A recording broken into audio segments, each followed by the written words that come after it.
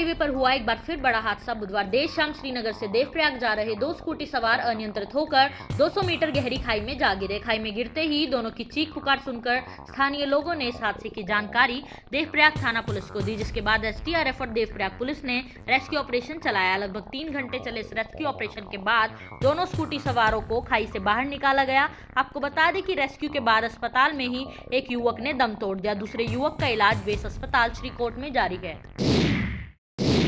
आज 2 दिवसीय दौरे पर उत्तराखंड पहुंचेंगे उपराष्ट्रपति जगदीप धनखड़। बद्री, केदार और गंगोत्री के करेंगे दर्शन और साथ ही एफआरआई में होने वाले कार्यक्रम में करेंगे शिरकत। आपको बता दें कि उपराष्ट्रपति देहरादून के जीटीसी हेलीपैड पर उतरेंगे।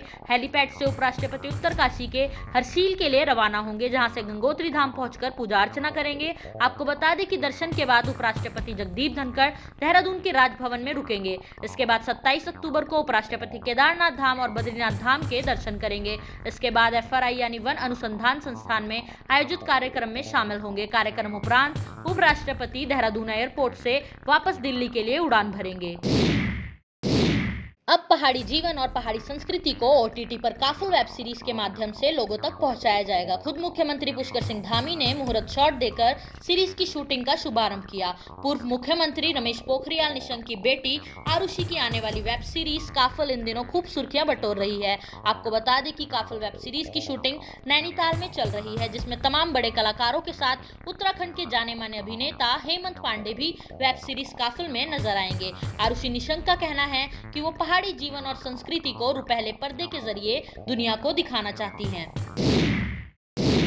उत्तराखंड ग्लोबल इन्वेस्टर समिट पर पूर्व मुख्यमंत्री हरीश रावत ने कहा, 2.5 लाख करोड़ का निवेश हुआ तो छोटा पड़ेगा हिमालय। जहां एक और ग्लोबल इन्वेस्टर समिट को सफल बनाने के लिए और अधिक से अधिक निवेश उत्तराखंड में लाने के लिए मुख्यमंत्री पुष्कर सिंह धामी हर संभव प्रयास में लगे हैं, वहीं दूसरी ओर पूर्व मुख्यमंत्री हरीश रावत ने चुटकी लेते हुए कहा कि सरकार भ्रम में है, लेकिन हरीश रावत भ्रम में नहीं। आपको बता दें कि हरीश रावत ने कहा कि सरकार ग्लोबल इन्वेस्टर समिट के लिए एमओयू कर रही है। अगर वो धरातल पर उतर गए तो उत्तराखंड की धरती पर लोगों के लिए रहने के लायक जमीन नहीं बचेगी। ऐसे में निवेशकों के लिए हिमालय छोटा पड़ जाएगा।